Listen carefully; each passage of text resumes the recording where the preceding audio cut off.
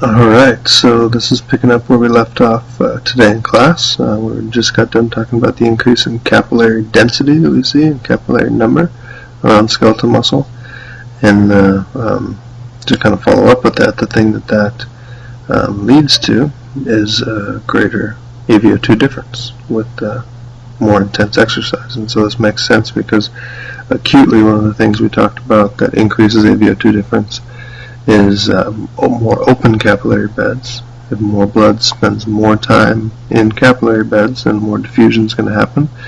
So the same with chronic. If we have more capillary beds for blood to spend more time in, more diffusion is going to happen. We're going to pull more oxygen out of that blood, and VO2 difference is going to go up. So this is definitely a part of the increase in VO2 max following endurance training.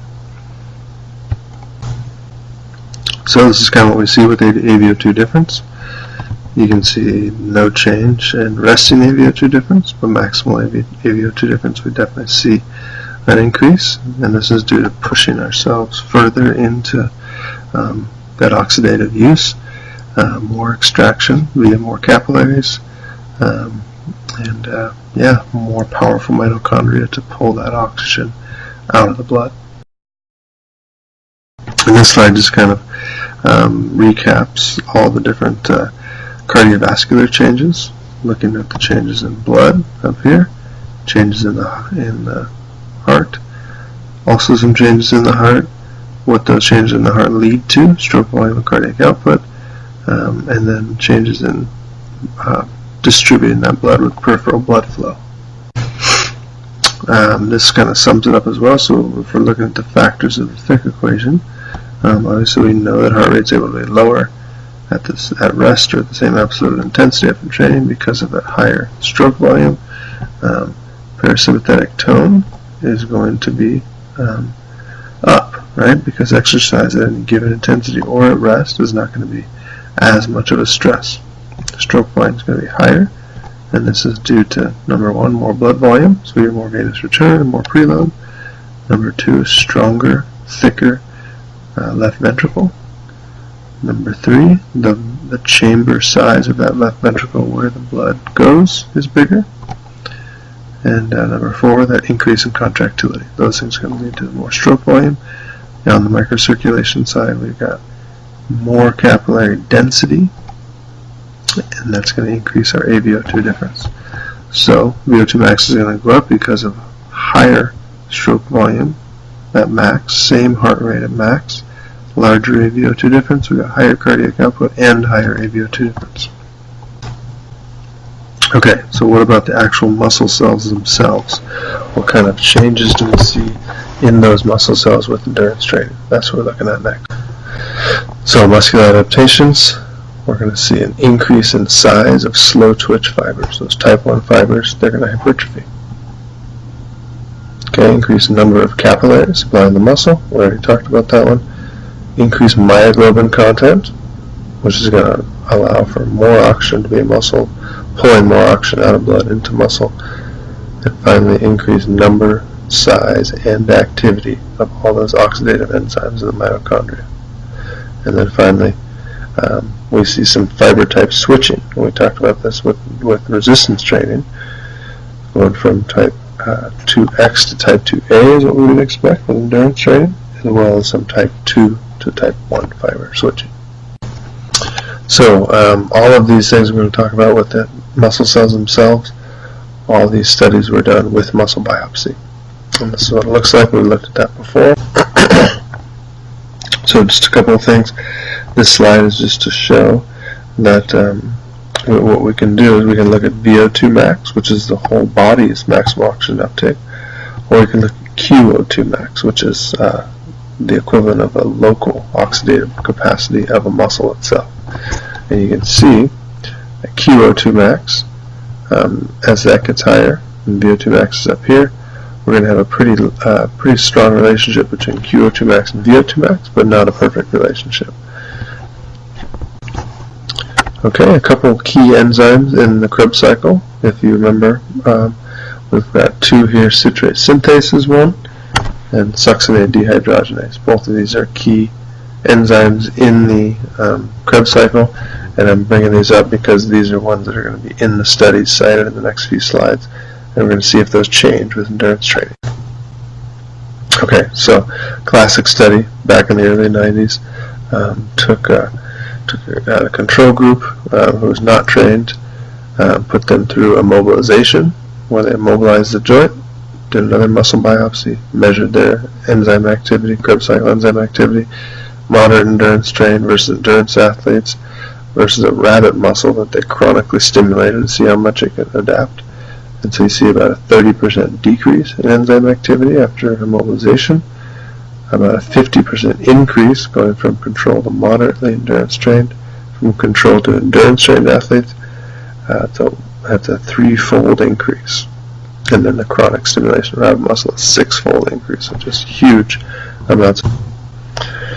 We see a very strong relationship between succinate dehydrogenase, that's what this SDH is, the activity of that enzyme, and overall muscle enzyme capacity, that QO2. So that's just kind of showing that this is a good enzyme to look at if we want to know what the total muscle oxidative capacity is. So some classic studies have looked at this exact enzyme, looked at SDH activity between different training states. So again, detrained, untrained, endurance trained, and then actual endurance athletes. You can see their VO2 Max is there, and you can see the activity of SDH in the different fiber types. And you can also just look at it in the whole muscle. It's probably the easiest to look at. Detrained to trained goes up from 4 to 7, 7 to 11, and 11 to 22.5 in the endurance athlete. So going all the way from detrained to the endurance athlete, that's about almost a 6-fold increase in SDH activity. It's a huge amount of increase. Okay, we see some interesting things here, some newer data coming out looking at the difference between kind of moderate intensity exercise versus high intensity exercise. We see untrained activity of citrate synthase and SDH. You see that bump up in moderate train, but then huge increase with high intensity training. And that's one thing that we see with HIIT, high intensity interval training. That seems to be something that HIIT is much better for, is improving mitochondrial enzyme activity. Okay, and so the main way that this happens, and this is a nice figure from your book, is that exercise improves mitochondrial health as well as just mitochondrial activity, and it's really the main activator seems to be this PGC1 alpha, and you can see what that stands for there. We're going to talk about this more when we talk about type 2 diabetes as well, because activating PGC1 alpha via exercise is a way to stimulate mitochondrial biogenesis, which makes for good, healthy mitochondria and lots of good oxidative ATP production. So that's the key to remember from here. Stimulation of PGC1 alpha is important, and exercise has a direct effect of stimulating that. Okay, another factor that happens inside the muscle is an increase in glycogen storage. Okay, so we pack in the glycogen. This is just showing glycogen decrease with long exercise bouts, but if it starts higher, it goes down. It takes a longer time to get down far. And this is a really strong predictor of fatigue. The lower our glycogen levels get in muscle, the more terrible we feel, and the closer to fatigue we are. Okay, another thing that happens is myoglobin content inside of muscle increases. Okay, so we can see it starting with little myoglobin, picking it up after training. We'd see a lot more, and we can see up to about a 75 to 80% increase in the amount of myoglobin inside of skeletal muscle. This is just going to allow for pulling more oxygen out of the blood into skeletal muscle and transporting it down to the mitochondria. Okay, so to put together all those changes that happen inside the muscle, how much can we see in mitochondrial enzyme activity? Usually about a doubling on average, but a lot of times it can be more. So 100% increase. We do not see this much in VO2 max. We're lucky if we see about a 30%. And so what this is really saying is that the increase in VO2 max is not driven by the increase in mitochondrial enzyme activity. And we know from before that the increase in VO2 max is really going to be driven by that increase in stroke volume instead. Okay, greatest one to increase from rest to max. It's not rest to max anymore, now it's trained to untrained. We have stroke volume, myoglobin, capillary density, mitochondrial capacity, muscle glycogen. Got some numbers here from earlier in the notes. Stroke volume only about 25%, myoglobin about 75 to 80, capillary density about 50, mitochondrial capacity about 100%, and glycogen about 50. So, it's the mitochondrial capacity. Again, VO2 max only increases about 30%, 25 to 30. So, see which one is the matching with that. Again, it's stroke volume, about the same. Okay, so if we were in class, we would go through these questions, but what you should do on your own is look at these questions, look at the graph on the next page, and get an idea of the answers to these questions based on that graph. So really on the graph here, the key thing to note is that this is training time along the x-axis.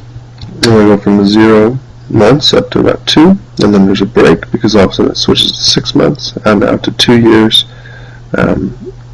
out here, and then 6 months of detraining.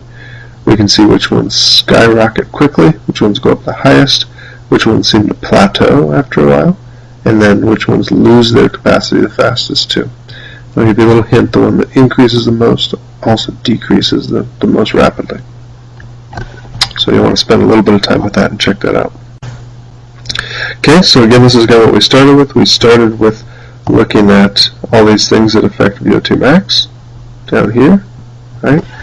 Now we want to look a little closer at these factors, which include lactate threshold and economy, and things that are going to lead to a greater performance VO2, which would lead to greater performance power or performance velocity.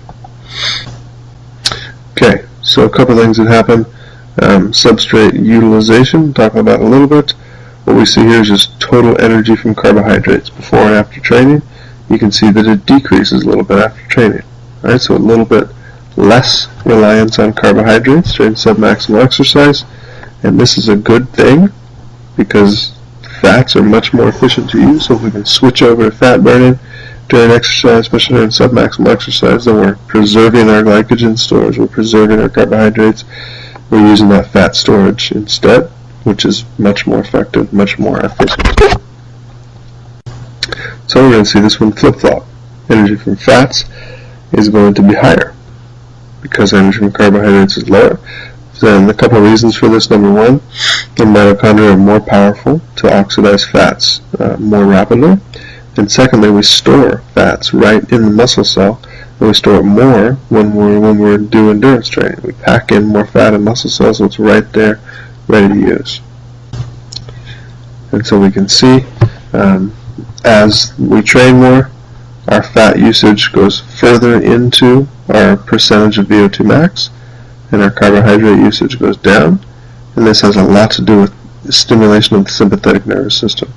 The higher, the more stressful exercise is, the more we switch over to glycolytic metabolism, as well as using carbohydrates in the oxidative system.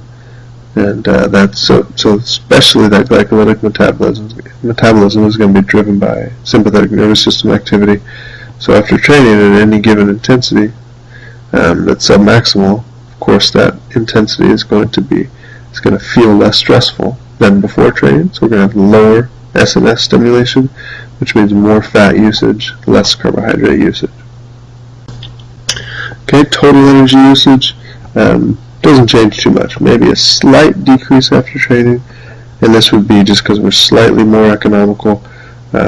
We are a little bit more efficient. Our efficiency goes up. If anything, just a tiny bit, not much at all really. If it does increase, this is mostly driven by the fact that we're using more of the oxidative system and less of the glycolytic system. That oxidative system is much more effective and economical.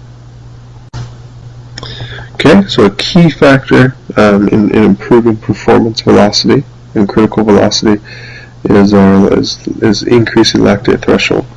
And you can see here blood lactate levels during an incremental test. We're going in percentages of VO2 max down here on the x-axis.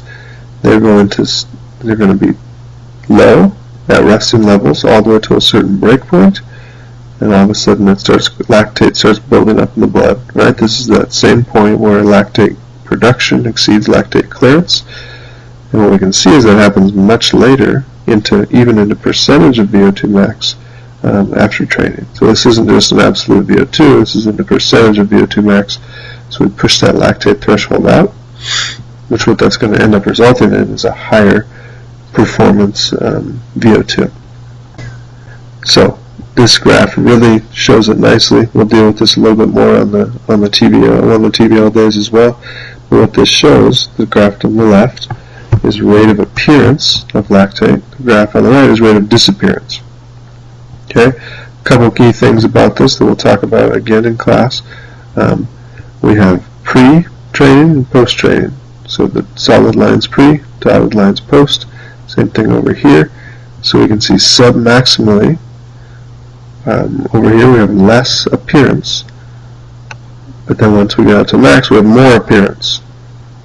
Okay, so sub-maximally we have less appearance. This is completely driven by the fact that we're using the glycolytic system less, and we are using the oxidative system more.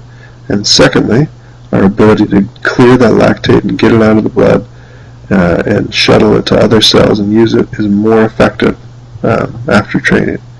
Secondly, the question was, why is the rate of appearance higher after training at max up here? And that's because our glycolytic system is more powerful. We can push more lactate into the blood, we can use more at max, and our body's able to kind of deal with that and be okay with that at maximal exercise. Secondly, rate of disappearance after training is lower all the way until max. It makes sense that it's lower all the way in sub-maximal levels because there's not as much appearing, so there's not as much to disappear. Okay, but then what's a little bit harder to understand is the idea that we're able to clear it better at max. So since more is appearing at max over here, rate of appearance is higher, then we're also able to get rid of that lactate better. So our rate of disappearance is also higher at max, and that's what we're seeing here. So take some time thinking about that. That's an important thing to understand. Yeah, this is just kind of showing how lactate cycles through the blood, how we get rid of it. Get rid of it in the liver, and the heart, and other muscle cells. So we get better at circulating that lactate and dealing with it. We also get improvements in lactate shuttles, those shuttles that will take lactate from one part of the muscle cell to another, or from one muscle cell to another, usually taking it from a glycolytic muscle cell into a more oxidative muscle cell to use it via oxidation. So we get improvements in those things. Okay, another important part here is with training, we could have the situation where VO2 max doesn't change with training. And this will probably be the case more in someone who's already a pretty highly trained athlete, and then they just train even more, and they get faster, but their VO2 max doesn't change. And that's likely to happen from maybe the beginning of the season in a cross-country athlete to the end of the season. They're already highly trained, and their VO2 max is already high. And so this would be the case here where the VO2 max in both of these situations is 71 mLs per kg. But what we see is that their maximal sustainable pace before training might only be 75% of max, which would put them at about a 53.3, but that maximal sustainable intensity after training might go up to 88% of max, which would put them at 62.5, and this would obviously be much faster of running, and you can see that in the speed here, a little over 15 kilometers per hour up to 17.5 kilometers per hour, and this is what we can do by improving lactate threshold and improving that performance VO2. As I mentioned before, the sympathetic nervous system and glycolytic system usage are highly linked, and this graph shows that very clearly. The blood epinephrine levels go up right along with blood lactate levels, and so the more stressful exercise gets, the more that epinephrine and sympathetic nervous system activity drives us to use the glycolytic system, which causes blood lactate to accumulate. Okay, so that epinephrine release after endurance training at any given submaximal intensity is going to be lower, right? Because that exercise at that same intensity, let's say running at 6 miles per hour before training, again doing that after training, that 6 miles per hour is going to be less of a stress on the body, so less epinephrine release, and that's going to be less stress on the body. Okay, so to summarize these metabolic changes and lactate changes, the lactate threshold goes up, which allows for a higher percentage of VO2 max to be sustained during exercise. Submaximal RER is going to go down, meaning that we're burning more fat submaximally. Maximal RER is most likely going to go up because we're able to make more lactate appear because our glycolytic system is more powerful and we're able to deal with that lactate better. And that's what we saw with that increased rate of lactate disappearance. Okay, so submaximal RER is down because we're burning more fat, but maximal RER is higher because we're driving ourselves further into acidosis after training. And that's going to produce CO2, which is going to give us a higher RER max. Oxygen uptake, submaximally, might be a little bit lower, which all that means is we're a little bit more economical, which means we save some more energy, but probably more importantly, we save some glycogen for later on. We're using fat instead. Maximally, obviously VO2 max goes up, so that's what we've already talked about. Okay, so endurance performance. Once VO2 max increases, it kind of levels off after probably 2 to 3 months of training. It's still possible to get faster. Okay, just because your VO2 max improvements stop doesn't mean that your improvements in exercise performance stop. And so the way that we see that is, yes, that upper ceiling of VO2 max is locked in, but what we're able to do is we're able to sustain higher and higher percentages of that max as we push lactate threshold up closer to VO2 max, and then we actually exercise above lactate threshold. We actually exercise somewhere between lactate threshold and VO2 max. That would be our race pace. So we're pushing that race pace up higher above lactate threshold, but also closer to VO2 max, and that's how we improve endurance performance without an improvement in VO2 max. Okay, so a few things on anaerobic power. So now, not as much ability to improve the anaerobic glycolytic system as we do with the aerobic system, and some studies show no changes. Other studies show up to maybe 25% improvements. So we do see some muscle fiber changes with anaerobic training, some like sprint training. And so some of the anaerobic power improvements are because type 2 fibers hypertrophy, and we get more type 2 fibers so that type 1 fiber percentage decreases. So, changes in the creatine phosphate system. We do see a slight bump in creatine kinase activity. Not a whole lot, but maybe about 15%. And there was this study that the book talks about. They did training with either 6-second sprints, multiple 6-second sprints over a period of time, or they did training with 30-second sprints. And the change in creatine kinase activity is shown here. No change in the group that did 6-second sprints, but about a 15% improvement in the group that did the 30-second sprints. This is creatine kinase, this is myokinase. Both are, myosin kinase, and both of these are important for the creatine phosphate system. But then there have been other studies that have shown with just 6-second sprints, they do see an increase. So we do see some improvements in those important enzymes for the creatine phosphate system.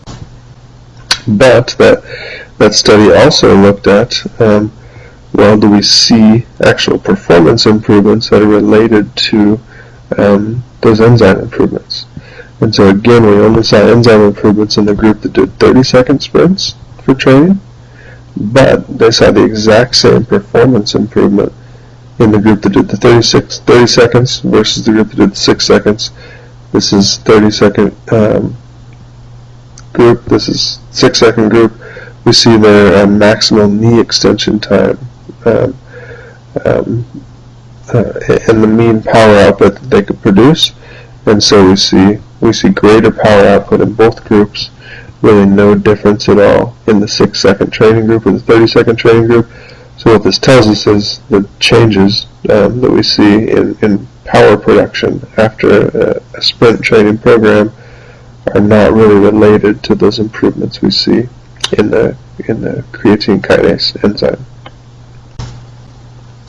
Okay, we do see some improvements in glycolytic enzymes, and we can see that here. This is looking at untrained, anaerobically trained, and aerobically trained men. Looking at all these different enzymes. We've got aerobic enzymes up here, anaerobic enzymes, so creatine kinase, myokinase, and then enzymes of the glycolytic system, phosphorylase, PFK, LDH, right? So we see untrained, anaerobically trained, and aerobically trained. So the key things we see here, phosphorylase goes up, PFK goes up, lactate dehydrogenase goes up some, and so we can see some increases in PFK, LDH, phosphorylase, and I have PFK there twice, I'm not sure why, but there it is again. These can increase their activity by in between about 10 to 50%, so definitely with anaerobic training, as well as, that's the main one, with anaerobic training, we see increases in some of these enzymes, so our glycolytic system gets more powerful. And that goes back to what we said before, that at max, after training, we're actually producing more lactate, and that's why, because we got more powerful enzymes. Okay, a little bit more just on high-intensity interval training. Okay, high-intensity interval training, as I mentioned in class today, is defined by a heart rate that gets you between 85 and 95% of max during the on time. And then there's a little recovery period, you go down, and then you go back up. So two real common protocols for this would be the 4x4, which is a 4-minute on time, and then 3 minutes off time, and then you do that again, you do 4-minute intervals. Next, we have another little bit easier one to do, one that I use in the studies that I've done. The 10-minute one, so it's 1 minute on, 1 minute off, and you do that 10 times. That's a typo. It shouldn't be repeat 1 time, it should be repeat 10 times. So these adaptations are very similar to aerobic adaptations, only not as similar to anaerobic. With the HIT group, HIT versus regular endurance group, we look at electron transport chain enzyme, which is a cytochrome oxidase. We see a nice bump up in that in the HIT group, similar in the endurance training group. Improvements in time trials, faster with better improvement after HIT than we saw after endurance cycling performance. So just as good of adaptations, if not better, with the HIT training. It is typically going to be a much shorter time commitment than regular endurance training.